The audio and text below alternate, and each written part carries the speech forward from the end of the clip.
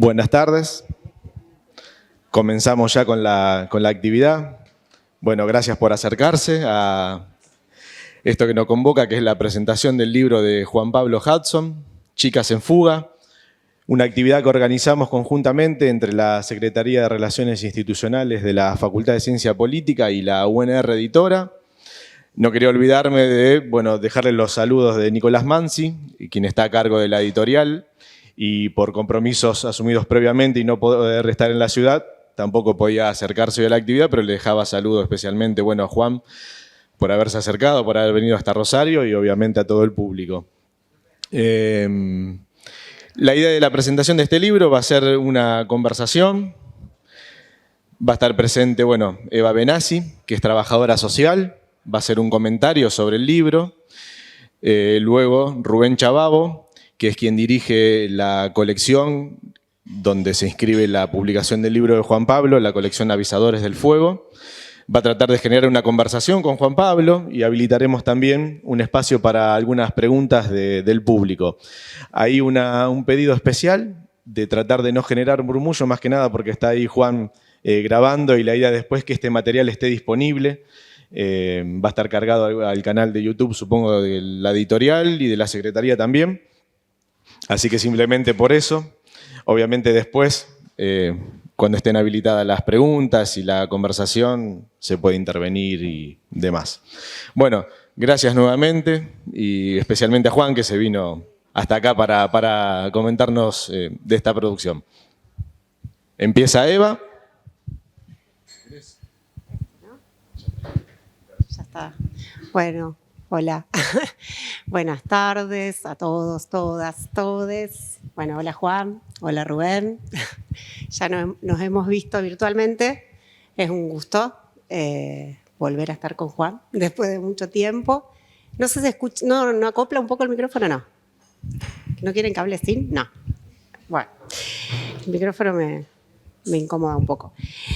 Bueno, tengo que contarles que cuando me llamó Anto para invitarme a la presentación del libro, yo dije, no voy a poder hacer esto, así que fue como difícil decidirme a presentarlo porque me daba como cierta cosa, porque conozco a Juan, su trayectoria, su recorrido, le tengo mucho respeto a su obra, entonces era un desafío importante. Y después lo que me pasó es que una vez que leí el libro, el libro me voló un poco la cabeza, así que voy a intentar que con la presentación les pase lo mismo a ustedes, que les vuele así un poco la cabeza en relación a quizás desestructurar lo que venían pensando respecto de lo que trabaja el libro por su título. Ahora voy a contar cuál es el título y un poco una sinopsis de lo que trabaja. Pero bueno, eso, es un libro que es muy recomendable para leer porque te vuela un poco la cabeza y para mí eso siempre es lo más interesante de cualquier lectura. Bueno, el libro se llama, para quienes vinieron acá y no saben cómo se llama el libro que estamos presentando, Chicas en Fuga, derivas de las adolescentes en las nuevas periferias urbanas. Y bueno, les cuento un poco una breve síntesis, no voy a contar cómo está estructurado y la cuestión más formal, sino más bien de qué trata. Es una investigación que hicieron desde un grupo de investigación militante, justo recién le preguntaba a Juan eso, que se llama Comisión Investigadora de la Violencia en los Territorios. Comenzó en el año 2015 el trabajo del equipo en la Villa 1114 o el Bajo Flores de Buenos Aires, a raíz de un pedido que les hacen de una red que se había conformado, una red de madres, padres, referentes de organizaciones barriales y de instituciones del barrio, para un poco trabajar la cuestión de las desapariciones de las pibas en el barrio. O sea, había una problemática en relación a que había mujeres jóvenes que desaparecían, que aparecían a los pocos días por sus propios medios, digamos. Y bueno, y eso era analizado por esta red como desapariciones de las jóvenes y los convocan a que investiguen qué era lo que pasaba, digamos. Un poco con una hipótesis inicial, después Juan me corregirá, o lo que yo entiendo, de que había redes de trata o de narcotráfico, o había cuestiones así más ligadas a aspectos estructurales, digamos, del barrio, que generaban estas desapariciones.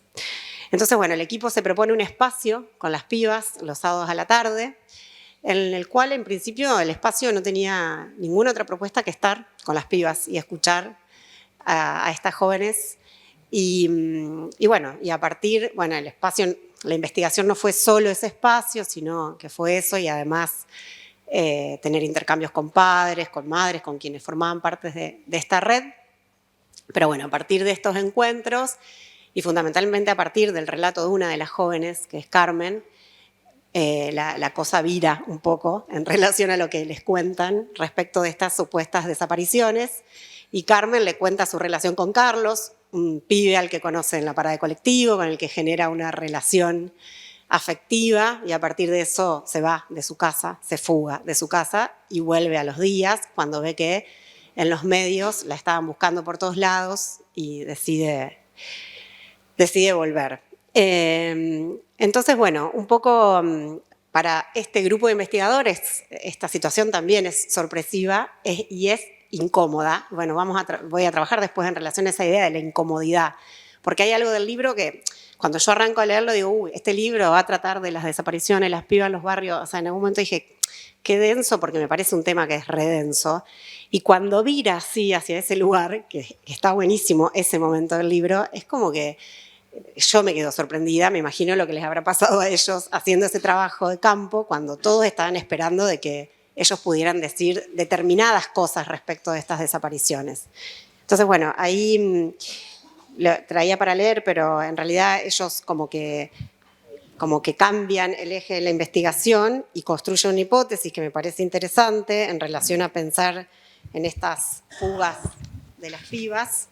Entonces dicen, bueno, nuestra hipótesis principal fue que la huida de sus casas, más que una anomalía, era la respuesta radicalizada a las condiciones de encierro, que en muchos casos incluían situaciones familiares muy críticas, pero no la única. Otras ensayaban estas pequeñas estrategias para ganar tiempo y vivir momentos de soledad con amigas y chongos o chongas. Y también, lamentablemente, muchas sufrían procesos depresivos por quedarse encerradas en hogares violentos, realizando labores domésticas y conectadas obsesivamente a las redes sociales. Entonces, bueno, ese cambio, digamos, en la hipótesis o esta transformación de la hipótesis, a mí lo que me pareció es que trabajar desde ahí, digamos, desde esta transformación que el libro propone en la mirada respecto de un tema respecto al cual parecería que previamente ya tenemos casi todo dicho cuando nos encontramos con estas situaciones. Y entonces me parece que lo poderoso del libro es que demuestra, digamos, y genera una incomodidad profunda. Algo con Juan también hablamos la semana pasada cuando nos encontramos. Esta idea de la incomodidad profunda atraviesa todo el libro. Y bueno, me parecía esto, que por un lado investigar es incomodarse, que para que realmente haya un proceso de investigación, digamos, y que haya alguna transformación ahí, en algún momento es necesario que el investigador, la investigadora se sienta incómoda.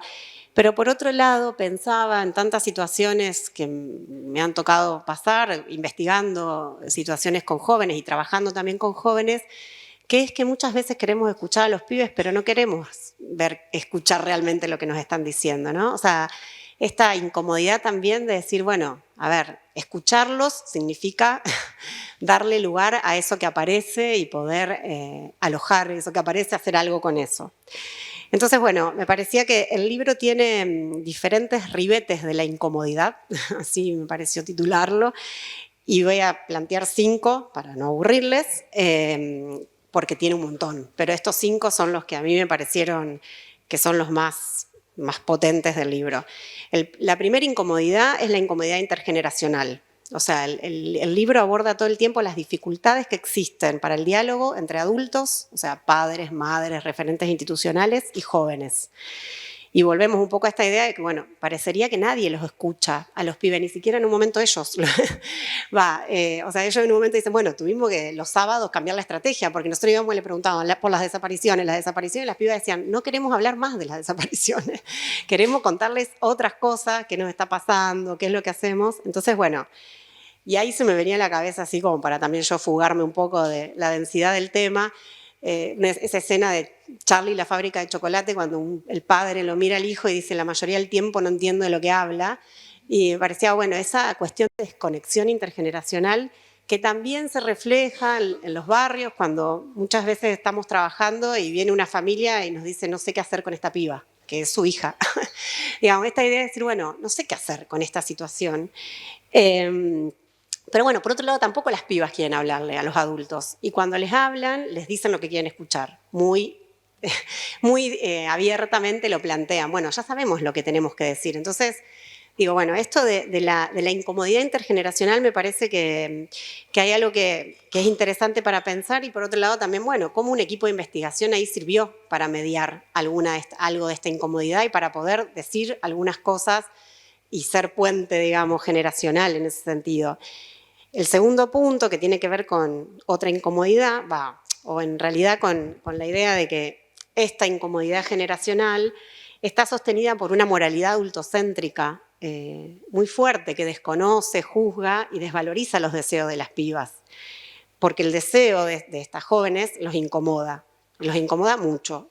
A las familias que dicen en los relatos del libro, bueno, mi hija de ningún modo se iría por sus propios medios, seguro que la drogaron y que se fue obligada porque alguien le mintió y alguien le dijo otra cosa, pero ella no se iría de nuestra casa. O madres que también dicen, yo no sé quién es ella, no la reconozco desde una moralidad determinada.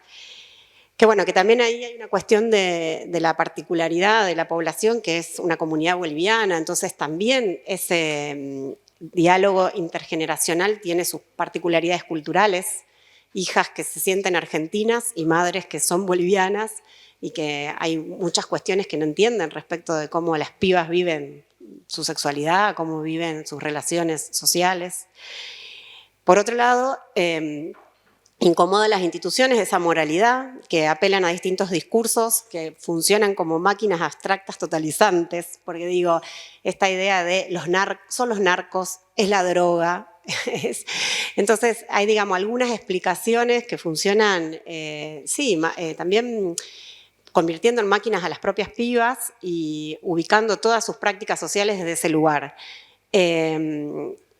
Y también me parece que el libro incomoda bastante a los discursos progres, del cual por ahí me siento parte, y esto me hago cargo yo cuando lo estoy diciendo, pero digo, me parece que específicamente el discurso feminista, o por lo menos yo lo sentí así, me sentí así, porque, bueno, también hay, digamos, me parece que cuando la red apela por ahí a los movimientos feministas, la respuesta es la judicializada, por ahí más tradicional, de convocar a los fiscales, de convocar a los medios, cuando en realidad también habría que ver qué pasa con este deseo de las pibas. Y el deseo es irse también con varones, digamos, en la mayoría de los casos, a vivir historias, en algunos casos románticas también, con lo cual me parece que también incomoda en ese sentido.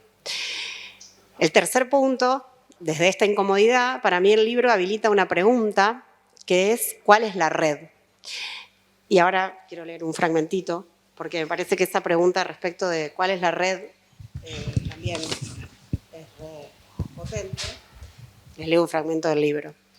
Dice, a finales de abril del 2016, por ejemplo, Gabriela se bajó del colectivo en el Bajo Flores y decidió fugarse de su casa. Estaba junto a Lucas, un adolescente al que había conocido hacía poco tiempo a través de Facebook. Él solía proponerle que se fueran a vivir a Perú, su país de origen. El primer destino fue la casa de unos amigos de Lucas, pero Gabriela no se sintió cómoda y le pidió que se fueran a otra parte. La llevó a la casa de unas amigas y después directamente a la vivienda que compartía con su papá y sus hermanos. Para ese momento, la familia de Gabriela y la red empezaron a movilizarse y tomaron la comisaría 34 en Flores. Las protestas motivaron la intervención de la Procuraduría de Trata y Explotación de Personas, Protex, y de un juzgado federal. Finalmente, días más tarde, como consecuencia de la presión pública, comerciantes de drogas de la manzana en la que se encontraba el domicilio de Lucas se comunicaron con la familia y obligaron a que retornaran a la joven al lugar. Si bien Gabriela no estaba secuestrada, temían una inminente intervención de las fuerzas de seguridad. Entonces, bueno, esa escena, esa imagen de los narcos, digamos, diciendo, bueno, esta piba se tiene que ir de acá, porque si hay un allanamiento, o sea, si la están buscando y hay un allanamiento, caemos nosotros, que se vaya de este lugar, también me hizo pensar qué red funciona y cómo funcionan esas redes, digamos, porque no fue ni la red institucional más tradicional, alguien de la escuela, alguien del centro de salud, alguien de la policía, sino que fueron los narcos los que dijeron que la piba no esté acá porque está en riesgo nuestro negocio y estamos en riesgo nosotros. Y yo digo, bueno, ¿cuánto conocemos finalmente o no de esas redes? ¿Qué sabemos de esas redes? ¿Cómo funcionan? ¿Cómo se organizan? ¿De qué manera operan? Construyendo vínculos, porque efectivamente construyen vínculos y construyen modos de socialización en los territorios. Entonces, también eso nos interpela a nuestra moralidad respecto de qué podemos pensar o decir en relación a esas otras redes. Y en ese sentido, las pibas construyen sus redes. Y bueno, sabemos bastante poco de eso. Sabemos poco porque además son redes a las que acceden a través del riesgo. Y ahí cito otro pedacito del libro donde dicen, las derivas de las chicas por las calles durante días y noches implicaba una paradoja. Para ganar mayores niveles de autonomía, decidían asumir mayores niveles de riesgo. Y ahí viene el cuarto punto, que es esta idea de pensar que, bueno, los jóvenes y las jóvenes, como dice Roxana Reguillo, finalmente parece que lo único que tienen para ofrecer es el riesgo, o la única moneda de cambio que tienen para poder... Roxana Reguillo dice, bueno, los jóvenes varones sobre todo son vendedores de riesgo, o sea, el mercado de trabajo los ocupa a costa de ¿qué? De que ofrezcan ponerse en riesgo su vida o a costa de explotarlos, lo cual también implica un riesgo, o sea, el riesgo parecería como una moneda de cambio, como un modo de acceder a determinados circuitos, a determinados lugares. Entonces, un mundo que los negrea, los ningunea, los desconoce y es ahí donde el riesgo, perversamente, les permite la chance de poner algo en el juego, ser parte arriesgándose. En este caso, estamos hablando de mujeres, entonces la pregunta sería, ¿qué están dispuestas a arriesgar las pibas para ser libres? ¿O cuál es el precio que tienen que pagar para poder sentirse libres y, en este caso, salir al barrio y socializar de la manera en la que quieren? Y bueno, en ese sentido, y llego ya al último punto, hay un momento en el libro en el que yo digo, bueno, ¿no será mucho este riesgo que ellas corren, ¿no? Para poder ser más libres? Y ahí me parece que no, porque lo que está en juego todo el tiempo es la cuestión del deseo.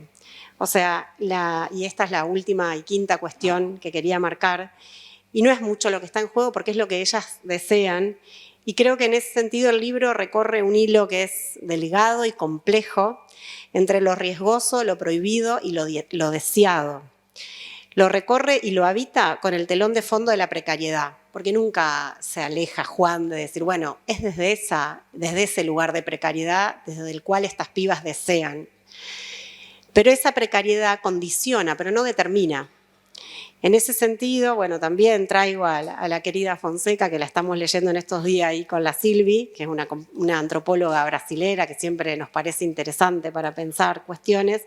Y ella dice, bueno, si las investigaciones sobre sectores populares lo único que hacen es mostrar la miseria, finalmente no hacemos otra cosa más que ver eso.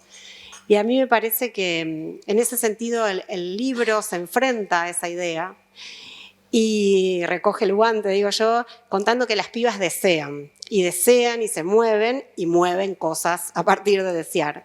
Y es entonces de ese deseo que hackean a las instituciones, que no saben mucho qué hacer, frente al boliche que les propone un matiné bailable de 2 a 6 de la tarde, que eso para mí también fue un flash, no sabía que existían matinés de siesta en la provincia, en la ciudad de Buenos Aires. Pero también hackean a las relaciones familiares, a las redes mediáticas y judiciales. Y bueno, y ese deseo está inscrito ya en el título del libro, porque digo, las pibas no desaparecen ni se van, las pibas se fugan. Y me parece que la idea de fugarse, digamos, la potencia de la idea de fuga como fisura, que no es más ni menos que el deseo abriéndose paso ahí frente a tanta precariedad, pero también a tanto encierro y tanto estereotipo respecto de lo que se espera para las pibas. Y bueno, ahora ya cerrando en relación a esta idea del deseo y por ahí pensando que acá somos muchos y muchas las que trabajamos en lo público, pensar 2 cuestiones en relación a esta idea del deseo que me parece que el libro abre como una cuestión que tenemos que atender. Por un lado, dejar de acercarnos a las pibas deslegitimando y moralizando su deseo. Y también esto lo pienso, hablábamos en la semana pasada cuando nos encontrábamos, que bueno, las políticas más tradicionales que trabajan con mujeres jóvenes son de salud sexual y reproductiva muchas veces. Entonces, también, ¿no? Esto de si las mujeres desean o no ser madres, ¿cuánto de eso podemos escuchar y cuánto ya lo moralizamos previamente a que nos puedan decir si quieren o no ser madres? ¿Cuánto de eso tiene que ver con lo que desean, con lo que les pasa? Y obviamente la segunda cuestión, que es atada a esta, que el deseo nunca es individual, o sea, o no solamente es individual, sino que es colectivo.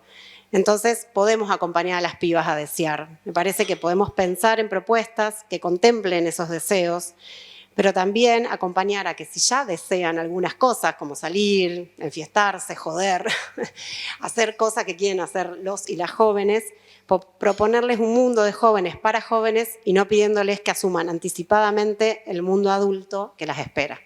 Bueno, gracias.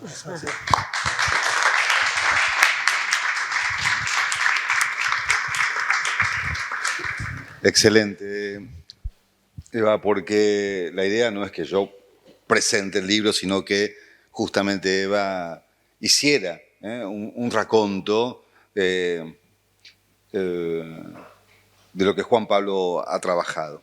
Yo solamente, antes de pasar a la pregunta y a las reflexiones de Juan Pablo, quiero decir que este libro está dentro de una colección que dirigimos, como bien se dice, en UNR Editora, que se llama Avisadores del Fuego, que toma esta frase benjaminiana y que hemos invitado diferentes autores, algunos europeos y otros latinoamericanos, a que presenten textos, fundamentalmente textos que tengan que ver con miradas contemporáneas. Hay textos de Claudia Gil, hay textos de Héctor Schmuckler, hay algunos textos sobre la violencia senderista en Perú, otros sobre la violencia de la guerra en Colombia, estaban escritos antes de los tratados de paz. Hay otros sobre medios y guerra también, escrito por Manuel Vázquez Liñán, y así. Y ahora vamos a seguir completando esta colección. Y ahí fue donde invitamos en Avisadores a Juan para que aportara algún texto. Solamente decir que cuando Eva hablaba y también cuando yo releía el texto recordaba que creo que es un concepto, después corregime Juan, que vos trabajás en otro de tus textos, pero que está absolutamente emparentado, que a mí siempre me sirvió para pensar tantas cosas de las situaciones de los barrios, que no son fundamentalmente los del centro, que son los de interiores estallados. ¿Sí? ¿Es tuyo? Un colectivo que se llama Fuentes para... Bien, pero vos lo tomás ese concepto, el de interiores estallados, porque eso permite, cuando uno ve ese concepto, entender por qué el interior de las casas, eso que uno puede llamar casa, es un lugar insoportable, es un lugar infernal. Puede pasar también en el centro, de hecho pasa, pero cuando son 7, 8, con el perro, con la prima, con el abuelo, viviendo en pequeños espacios y la televisión encendida, ese lugar es un infierno. Lo mejor es salir de ahí. Digo, estoy simplificando mucho. Esos interiores estallados tienen que ver también con la búsqueda del afuera. Y el afuera también está cargado fuertemente por la acechanza y por el peligro. A mí hay algo que me gustaría que pudiéramos reflexionar, porque en el libro sería bueno... Este es un texto muy breve, pero Eva finalizaba con esto que tiene que ver con el concepto de desaparición y de fuga. No solamente para algunos grupos militantes o no militantes, sino también para organizaciones. A veces las palabras pierden el sentido y el espesor que originalmente y significativamente tienen. No es lo mismo una desaparición y no es lo mismo una fuga. Ni tampoco es lo mismo una desaparición forzada. Digamos, no todo es lo mismo. Porque tiene implicancias incluso judiciales, pero también sociales. Y ese me parece que es uno de los corazones o de los núcleos, porque tal vez, como también bien lo planteaba en su lectura Eva, hubiera sido mejor, entre comillas estoy diciendo, que las pibas desaparecieran. Y entonces podemos achacarle a las instituciones, a los jueces que no actúan, o a la policía, que es cómplice del delito de trata, que de hecho lo es, pero no es en estos casos, y entonces habría un grado, esto estoy pensándolo, de desresponsabilidad propia, digamos. Son las agencias del Estado, y aquí cierro con esto para abrir con las preguntas, pero en realidad la responsabilidad es nuestra, porque nosotros venimos de 40 años de derrumbe. 40 años de derrumbe sistemático de esta sociedad. El conurbano bonaerense, en este caso la Villa 1-11-14, pero también los que rodean las grandes ciudades, no cayeron hace 4 años, unos 3 años o 4 años atrás con el macrismo. Eso era territorio salvaje y brutal para aquellos que viajábamos por Lanús, por Morón o por donde sea, desde hace muchos años. Esos interiores desarrollados estaban antes. La tierra arrasada estaba antes también. Y estas pibas en fugas estaban antes también. Entonces, a mí particularmente, y esto podemos discutirlo, este texto habla sobre una sociedad que no ha podido ver con todos los ojos que ese paisaje de la desolación que representan nuestros márgenes, también en el centro de las ciudades, pero en este caso, como lo trabajás, venimos construyéndolo desde hace muchísimos años. Y la pregunta de saber qué pasa, como bien planteaba Eva, con las políticas públicas. También me preguntaba si hay un gap, como se dice, una brecha entre la discursividad que se plantea con los pibes y con las pibas y qué vamos a ver, y qué es lo que realmente se traduce. ¿Qué es lo que realmente se traduce y si alcanza con las políticas públicas o en realidad aquí hay una matriz fracturada de lo social y de lo económico que podrá haber el programa que cada cual quiera, de alfabetización, de reincorporación o lo que sea, pero en la medida en que la miseria se sigue reproduciendo y en la medida en que estos padres que se narran aquí de estas familias bolivianas, peruanas o argentinas, que tienen que salir a trabajar a las 5 de la mañana y volver a las 9 de la noche y no tienen dónde dejar a las pibas y a los pibes por igual, pero los pibes se las buscan como pueden y las pibas quedan encerradas como bien lo narrás. ¿Cuál es? Digo, esto que Eva plantea y que a mí también me retornó como incomodidad, porque la pregunta les volverá seguramente a las trabajadores y trabajadoras sociales que están allí, porque seguramente van con su manual, van con sus buenas ideas, pero chocan tantas veces con una realidad que se le vuelve encima y dicen, ¿qué hago frente a esto? ¿No? Cuando hablamos muchas veces con gente que trabaja en barrios, te dicen, bueno, trato de solucionar o de ayudar a esta niña que con 14 años quedó embarazada, ¿no? Y tratando de acompañarla tal vez. Pero cuando abrís la puerta de la casa te encontrás con una situación que se arrastra de generaciones, a los cuales los subsidios, los planes, las ayudas estatales, miserables muchas veces, no alcanzan. Y donde la escuela dejó de ser también los lugares de contención. Y donde los clubes son verdaderos territorios en ruinas, digamos como lo que antes contenía.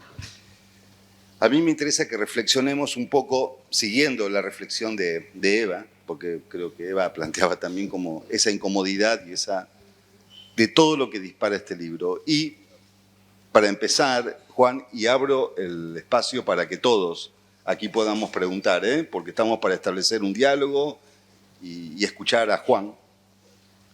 Pregunta en primer lugar y después sigamos como con Eva también, digamos. Me gustaría, los que leímos el libro lo sabemos, Eva lo dijo, ¿cómo fue que comenzaste a interesarte en esto, que es lo que está narrado en esta experiencia?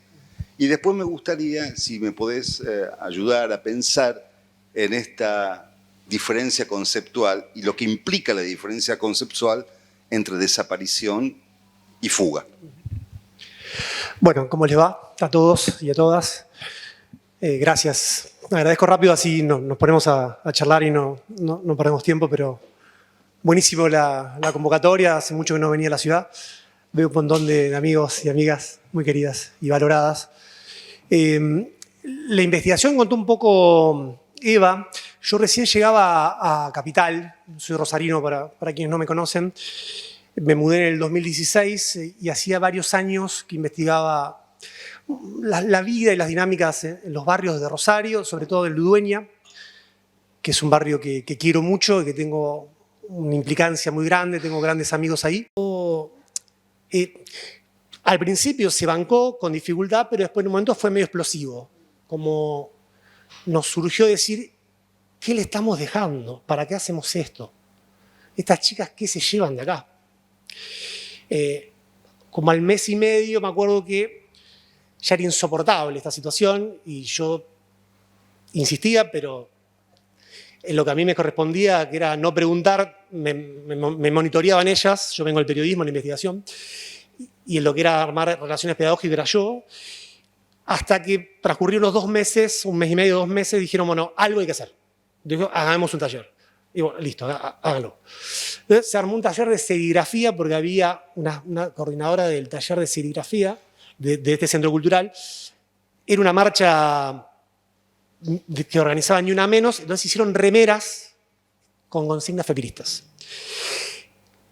Y ahí creo que todos nos dimos cuenta que las pibas se querían matar, digamos. No por las consignas, ¿no? Pues se aburrían profundamente, no iba por ahí la cosa, ¿no? Se la veía como contento, ¿viste? Cuando llevas a, no sé, a tu hija a algún lado y te ve entusiasmado a vos, pero ella no está como entusiasmada y vos decís, ¿y te gusta? Y te dice, ¿estás así? Y se queda, pero no te transmite. Bueno, la chica era como, qué bueno. ¿Y qué quiere poner? Dejamos una consigna, ¿no? Era, ¿qué ponemos? Y la chica, esa. Sí, bueno, terminamos la jornada todos muy como... Salió bárbara, porque hicieron las remeras, banderas, iban a participar en la marcha, pero en esta idea de incomodidad corporal estamos ya creo todos como muy confundidos, porque la cosa no funcionaba, no andaba. Había que ranchar. Y eso no es fácil cuando hay clases sociales diferentes, cuando hay edades diferentes, porque nosotros renunciamos a ser un tipo de adulto, pero no queríamos ser igual que ella, obviamente. Eran muy chicas de edad. Entonces había que marcar una diferencia, o teníamos que convivir en esas diferencias intergeneracionales, sin por eso meternos cada uno en su lugar. Ellas en el lugar de asistidas, que necesitan ayuda, y nosotros como los asistidores que abnegadamente los sábados vamos y las ayudamos. De hecho, yo insistía mucho en algo que insistía también en el barrio, en el colegio del Padre Montaldo. Nos tenemos que divertir nosotros también. Si nosotros no nos entretenemos, esto no sirve para nada. Si nosotros venimos los sábados a 3 horas con estas pibas a pasarla mal o a sacrificarnos, no vengamos más. Porque nosotros también estamos mal. Ellas tienen otra realidad, pero nosotros no es que somos unos investigadores lúcidos y que la pasamos bárbaro. Nosotros tampoco sabemos para qué servimos. Entonces, si no la pasamos bien, vámonos. No lo sigamos haciendo. Bueno, y así, la investigación se formando. Y descubrimos que lo que empezaba a funcionar era hacer paseos. No esto tan tonto, ¿no? Pero para ellas, que estaban muy encerradas, hacer paseos era muy importante. Y la cosa se empezó a armar. Y ya esos encuentros sin guión, sin un formato, sin un encuadre, como dicen los psicólogos, a la vez iba armando como una cosa muy tartamudeante, pero se iba armando. Y bueno, empezamos a conocer sus vidas, ¿no? Con mucha dificultad y torpeza, porque muchas veces cerrábamos. Yo me acuerdo un día, fuimos a una plaza, porque habíamos ido a una actividad, no sé qué, había una muestra fotográfica, las en volar, y nosotros fuimos a una plaza, y justo era la plaza donde había aparecido una de las chicas, que se había ido 15 días, fue la que más había ido, 15 días había ya desaparecido, entre comillas, y vino y nos dijo, che, tal está mal, vámonos. No entendíamos por qué y después nos enteramos que era que había desaparecido, había aparecido ahí, le había encontrado la policía ahí. Y cuando llegamos a la casona, ahí me salió el periodista, el investigador, y le dije, ¿nos contás qué te pasa? Viste, con medio voz de psicólogo, más bajo. Y la piba me mandó a cagar. Y está bien, se terminó, digamos, ¿no? Se terminó. Me dijo, déjenme de hinchar, no me jodan. Digo, esas cosas nos pasaban todo el tiempo, ¿no? Pero a la vez creo que empezamos a entender de a poco, a construir una escucha. Esto no es fácil, construir una escucha. Y una percepción, ¿no? Entonces, Me gustaría que, antes de pasar la pregunta al auditorio, esta reflexión la que fuga. le pedía entre la complejidad de estos dos conceptos, sí. lo que implicó para la investigación. La idea de desaparición venía de esta red que se había armado entre padres, docentes y militantes del Bajo Flores. Cuando desaparecían las pibas, armaban cartelitos en las columnas del barrio que decían, desapareció tal, foto, aparición con vida. Cuando pasaban varios días, esto avanzaba en las redes sociales, y cuando pasaban más días, como en el caso de esta chica que desapareció 15, iba ya a los medios tradicionales, Clarín, La Nación, y se armaba un lío bárbaro, ¿no? Entonces aparecía desaparecida, Zócalo de Crónica, Nadia X, desaparecida desde hace 15 días. Trata de personas, las hipótesis, bueno, un vecino que decía si acá hay muchos narcos. Y cuando nosotros empezamos a estar con ellas, empezamos a entender que en realidad la cosa no pasaba por ahí, sino que había, bueno, un deseo y una voluntad de fugarse de sus casas. Esto que lo cuento ahora, pasado ya varios años de ese inicio de investigación, lo vivo con mayor tranquilidad, pero en ese momento era muy, pero muy difícil. Esa es la diferencia entre una investigación académica y una investigación militante. Cuando vos en una investigación, para hacer una tesis, un artículo o periodística, le errás, desaprobás, tus colegas te critican, se lee más, se lee menos, etc. Ahora, cuando vos haces una investigación que te convocaron los padres porque están recagados por lo que les puede pasar a las pibas, porque pueden aparecer muertas, si le errás, por decirlo así, si confundís la hipótesis, si haces una afirmación muy tajante y después te aparece una piba en un burdel asesinada, de las que vos investigaste, es un lío bárbaro, ¿no? Y creo que no sé si volvés de eso. Entonces, yo me acuerdo que vino las 12 de página 12 del suplemento y nos dice, nos enteramos que ustedes están investigando esto, nosotros no le contábamos a casi nadie. Queremos hacer una nota de tapa de las 12. Y nosotros, terror. Dijimos, vamos a afirmar cosas, o mentimos o decimos que se fugan y somos fieles en la investigación, y después, a los 10 días, una de estas pibas desaparecen, la matan, y lo mínimo te tenés que ir de Buenos Aires y no sé dónde aparecer, pero uno realmente, aparte hay una relación de afecto con alguna de ellas, con las familias, con los militantes, era muy dificultoso. O sea que el concepto de fuga aparece con el tiempo, era más cosa que hablábamos muy entre nosotros, porque implicaba una idea de voluntad en las pibas que era insoportable para todos, incluido para nosotros. Con los varones estamos más habituados, que esto que decía Eva, ¿no? Que sacan de fierro, que curtan la noche, pero con las pibas no, y por otra parte, bueno, si bien en general las estadísticas marcan que el grueso de los asesinatos son pibes, varones, menores de 29 años en todo el país, los femicidios están creciendo mucho, es un fenómeno muy concentrado que crece. Bueno, y hay peligros que tienen para las mujeres, para las chicas en este caso, muy, muy puntuales. Entonces, el diálogo con los padres, con las madres, con los militantes y las militantes fue muy arduo y muy difícil. Empezar de a poco a contar cuál era nuestra verdad, cuál era lo que nosotros estábamos encontrando, que estábamos viendo. Yo me acuerdo que un día los padres de esta chica que desapareció 15 días me llaman y dicen, quiero hablar con vos. Yo le había propuesto hacer una entrevista hace un año, ahora sí queremos hablar con vos. Bueno, vamos. Me junté con ellos, 2 horas. El padre me contó toda la trama narco de la Villa 1114, todas las puertas que él tocó, me nombraba como si acá dijera el Guille Cantero, no sé, Luis Medina cuando vivía, etc. Yo fui, hablé, hay un pool, esa zona ahí de la 1, ahí donde están las pibas, ahí donde las llevan. Y yo creo que mi hija estaba ahí. Entonces yo me fui, realmente fue una mirada muy compleja de lo que estaba pasando en la 1, una persona muy lúcida, los padres muy potentes,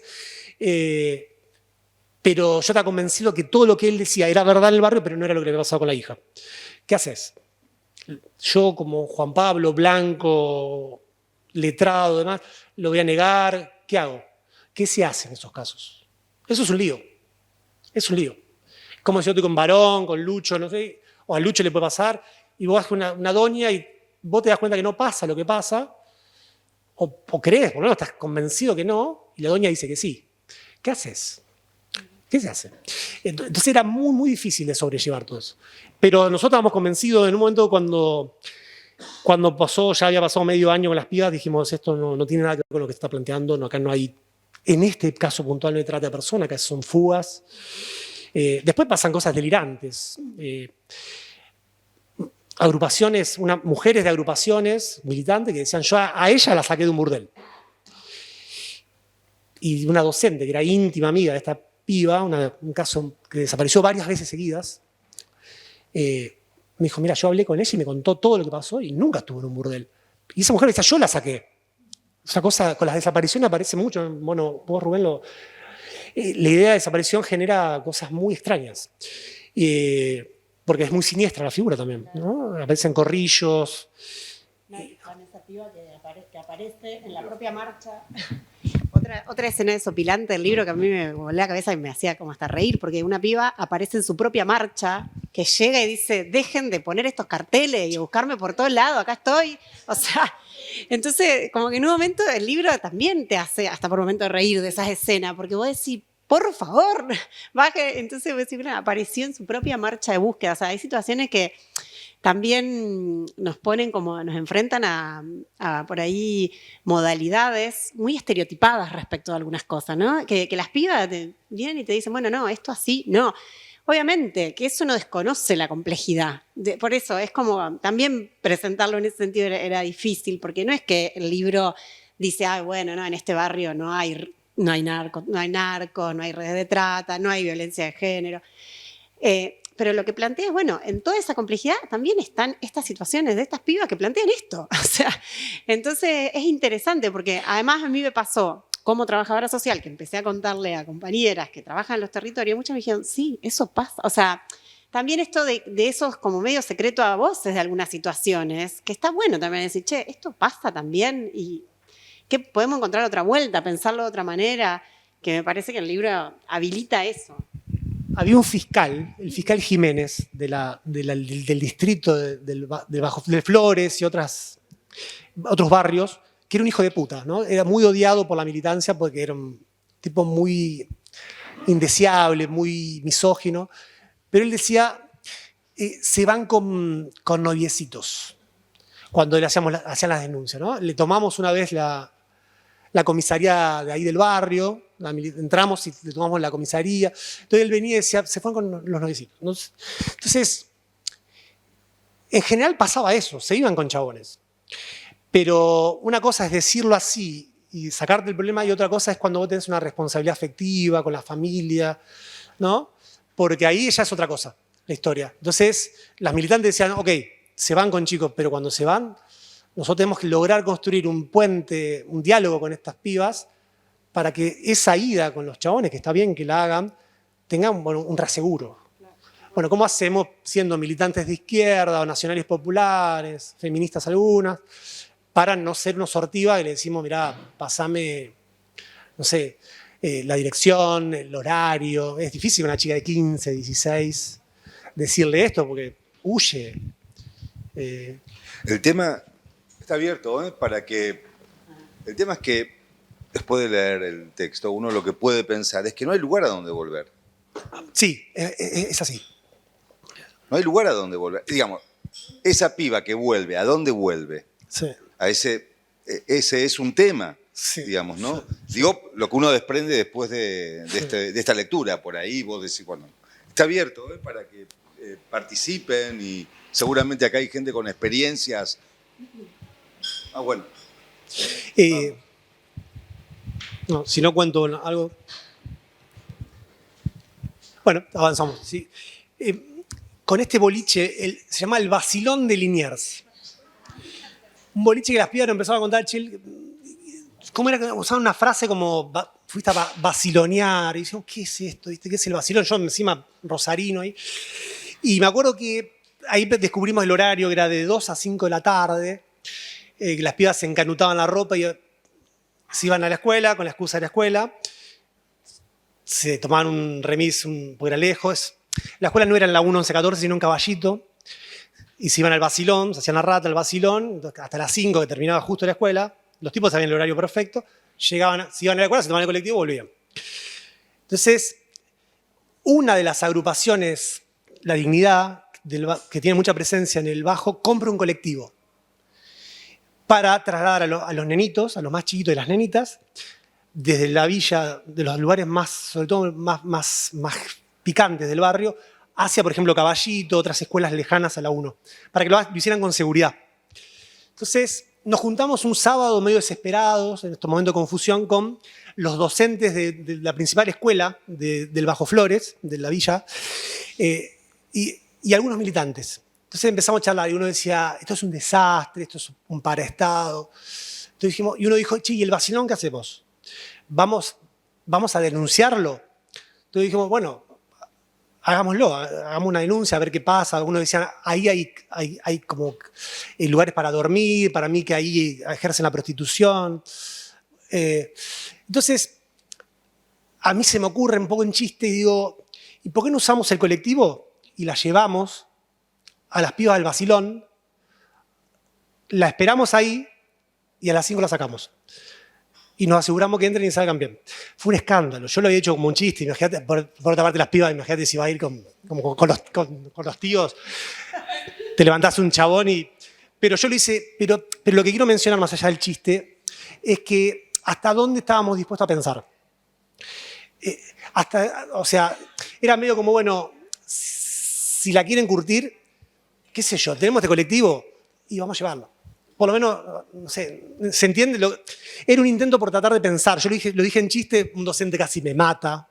Me acuerdo, una docente casi me mata, fue como una especie de escándalo, que estamos jugando con la vida de las pibas.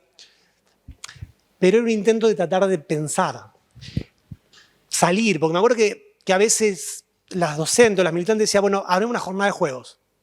Y está buenísimo, pero a la vez las pibas querían ir a bailar al vacilón también. Eran o las dos cosas,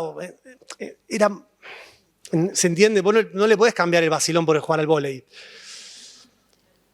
¿Quién de nosotros está dispuesto a hacerlo? Digamos? Y a la vez el vacilón era un lugar oscuro, no sabíamos qué pasaba, realmente no era un lugar grato. Después dijimos, bueno, inventemos un boliche. Me dijimos, y después, ¿y si se vienen todos los narcos? ¿Y qué hacemos? ¿Qué vamos a estar de guardia yo? Es un lío.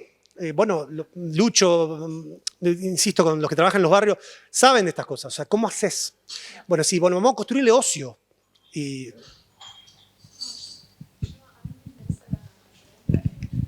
Hola. Esto aprovecho ya que estoy en la presentación con las angustias propias con respecto a lo que percibo, y me parecía interesante lo que traía Rubén acerca de que este derrumbe de tantos años de lo social y uso palabras muy fuertes, ¿no? Como intemperie o infierno. Bueno, yo subjetivamente lo percibo así, no trabajando en barrios. ¿Cómo...? Hay algo en el libro que me parece muy, muy hermoso, que es una posición de mucha humildad para encontrarse realmente con otro. Esto que vos traes de construir la escucha, bueno, pero me interesaría escucharte acerca de, bueno, qué estrategias o qué cosas, o a ustedes, los que están más implicados en investigaciones y militancias más en territorio, qué se hace, ¿no? Por decirlo Sí. de una manera muy simple, ¿no? Más allá de que sin subestimar subestimar el mero encuentro, ¿no?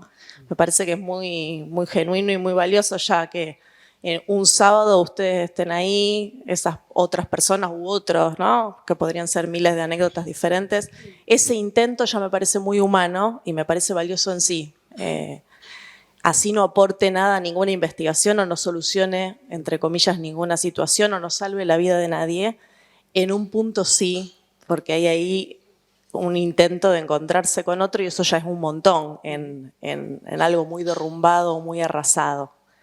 Pero bueno, tengo curiosidad acerca de qué es lo que hacen. Yo vengo de otro ámbito, no estoy, digamos, estoy en ámbitos mucho más tranquilos, por decirlo de alguna manera, pero tengo curiosidad de qué se hace. Es una pregunta muy difícil, ¿no? Saber de qué hacer.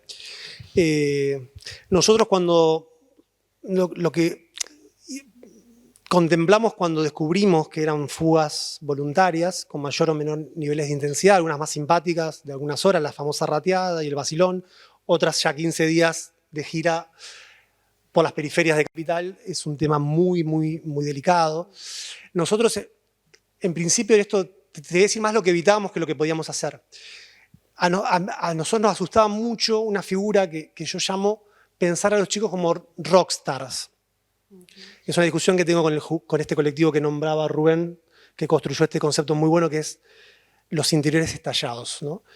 La idea del pibe rockstar es cuando vos admitís que el deseo de los pibes es muy importante y empezás a dar, por supuesto, cabida, pero corres el riesgo de creer que el pibe es una especie de Charly García. Es decir, entonces, en la medida que él lo desea, que él quiere, que él le gusta caravanear, o las chicas, yo lo dejo, o la dejo, no sé, que haga la suya, y si se muere, se muere.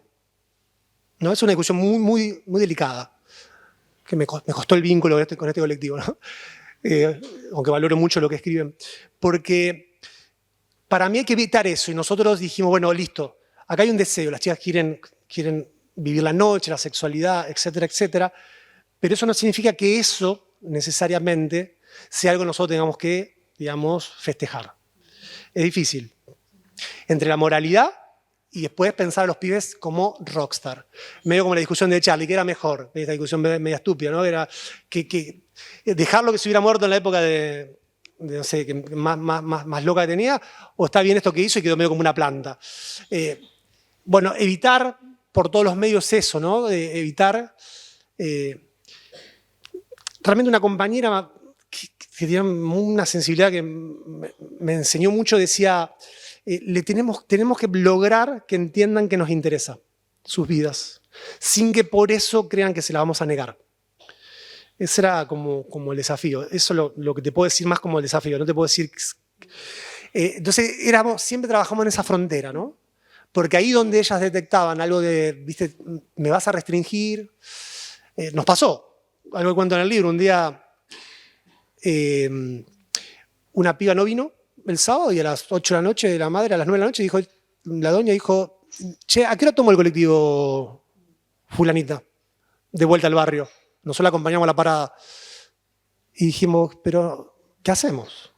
Le decimos a la madre de que no vino, ella no nos atendía al teléfono, no aparecía, pasaban las horas, no aparecía. Qué quilombo.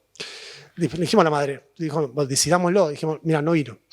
Después el otro día nos juntamos, el otro sábado. Y dijimos, mira, ¿qué hacemos? ¿Cómo pensamos esto? Nosotros, si vos salís con un flaco al Parque Chacabuco, ahí también en la zona del Bajo, si vos querés, nosotros te bancamos.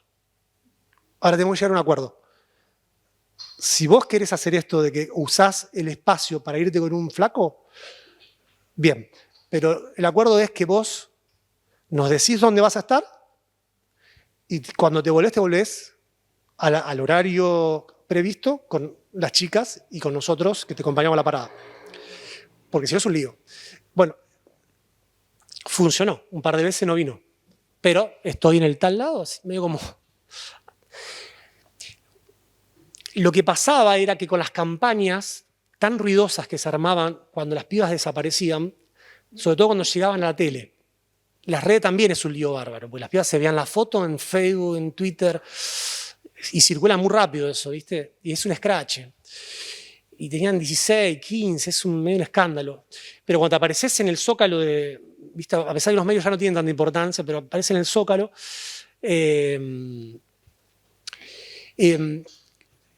me borró lo que iba a decir de las campañas. Que una madre que era muy lúcida, una militante de la dignidad, madre de una piba que vino al grupo y después se fue. Y empezó a desaparecer constantemente.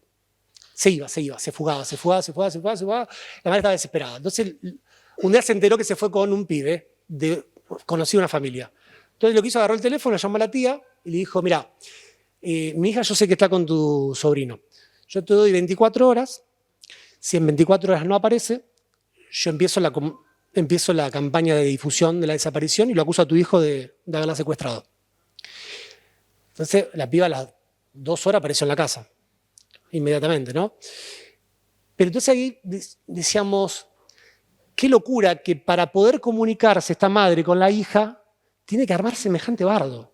Porque si la tía no reacciona, teníamos que empezar a poner los cartelitos, nosotros participamos, los cartelitos, las redes sociales, Clarín, La Nación y Página 12, no sé, para poder llegar a un acuerdo con la piba, esto que parece simple, llegamos a un acuerdo, bueno, si te vas, ¿cómo hacemos? Bueno, finalmente la madre lo logró, con mucha dificultad, pero lo logró. Pero era así, como se entiende, como acuerdos, porque si no era como esa fractura entre las generaciones, los adultos con los pibes, y las pibas, en este caso las pibas, es tan abrupto, es tan fuerte, que requiere este tipo de estrategias, que son demasiado grandilocuentes y exponen a las pibas. Vos exponés a una piba 15 días con la cara en los medios, imagínense ustedes, en el Canal 3, en Rosario 3, bueno, ¿cómo hacemos para generar un puente? ¿Cómo hacemos? Son preguntas que me parece que el libro no resuelve, tampoco lo pretendía. Pero sí que eso, sí poder evidenciar los problemas. Me parece que era un lío. Era un lindo lío. Eso. Le vamos a dar la palabra a Oscar. Sí, Oscar.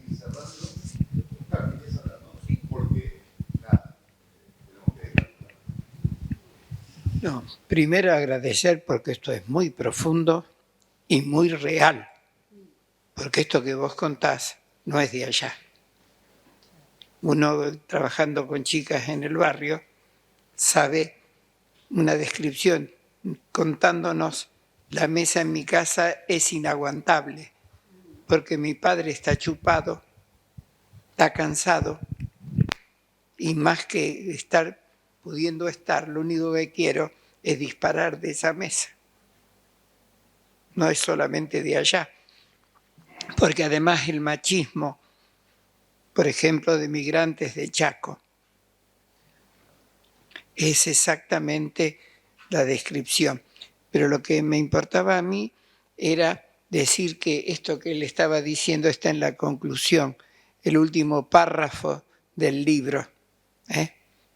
Lo último, porque lo que hemos escuchado, a mí por lo menos, me ha resultado de una profundidad muy grande, porque acá, por ejemplo, hemos estado hablando de qué es investigar socialmente. Hemos hablado de cómo es el planteo epistemológico y metodológico para investigar, los cuidados que hay que tener. Y hemos hablado nada menos que la vinculación entre investigación y ética, investigación y política. Acá hemos enganchado un conjunto de temas que son de una profundidad y lo hemos visto en acción. Porque una investigación real, que no sea la investigación academicista que puede llevar a cualquier lado, no puede dejar de ser siempre militante. Aquello de acción, reflexión.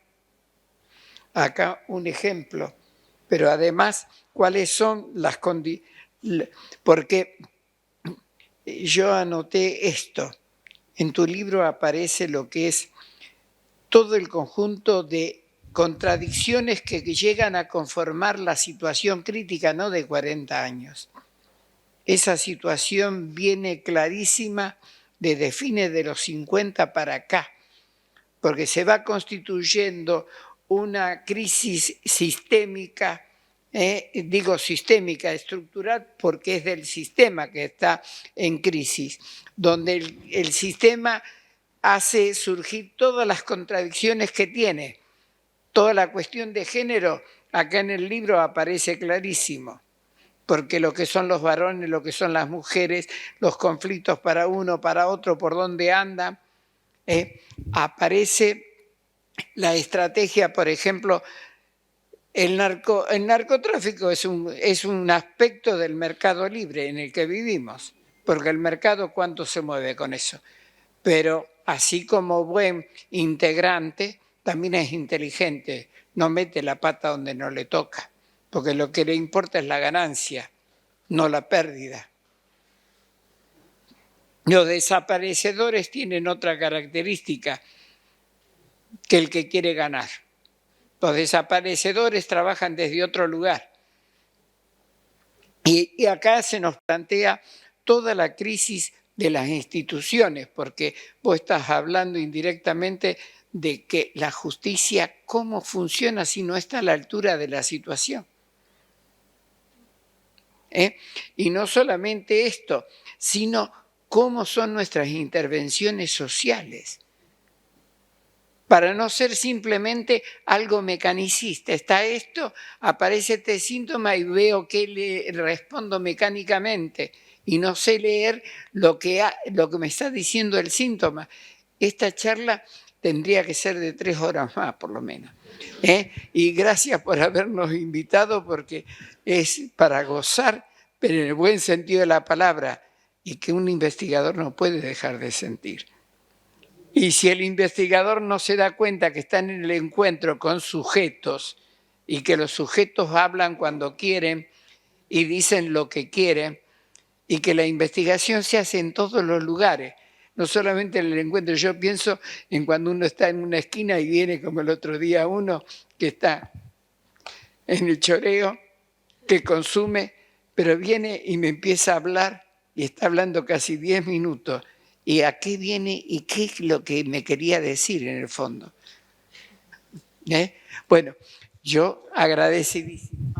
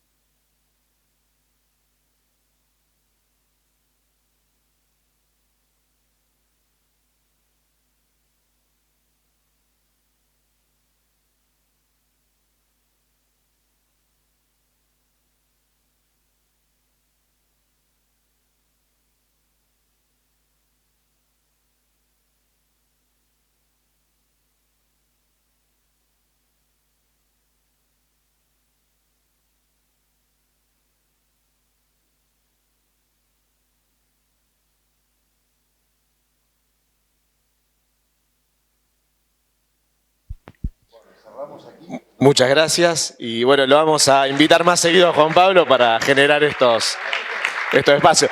Gracias acá a los compañeros del bar que nos aguantaron, a la gente de la librería que preparó el espacio para recibirnos y aprovechar también este lindo espacio de la universidad. Gracias Juan Pablo, a Eva, por acercarse aquí.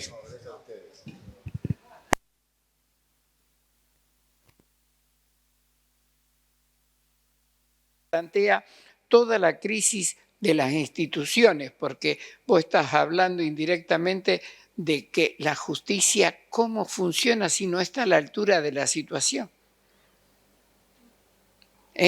Y no solamente esto, sino cómo son nuestras intervenciones sociales, para no ser simplemente algo mecanicista. Está esto, aparece este síntoma y veo que le respondo mecánicamente y no sé leer lo que me está diciendo el síntoma.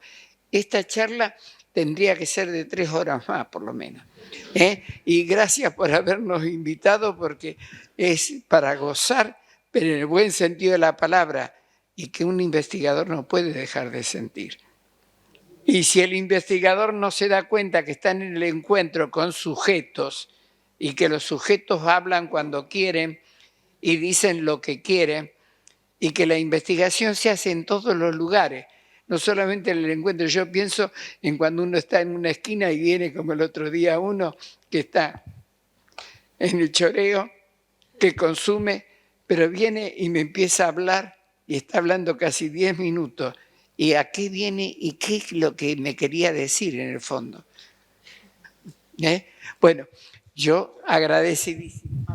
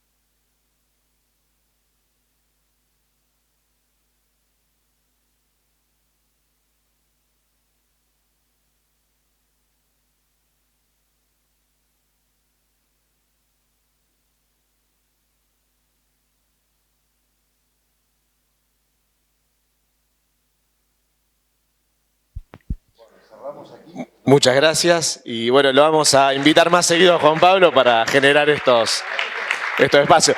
Gracias acá a los compañeros del bar que nos aguantaron, a la gente de la librería que preparó el espacio para recibirnos y aprovechar también este lindo espacio de la universidad. Gracias Juan Pablo, a Eva, por acercarse aquí.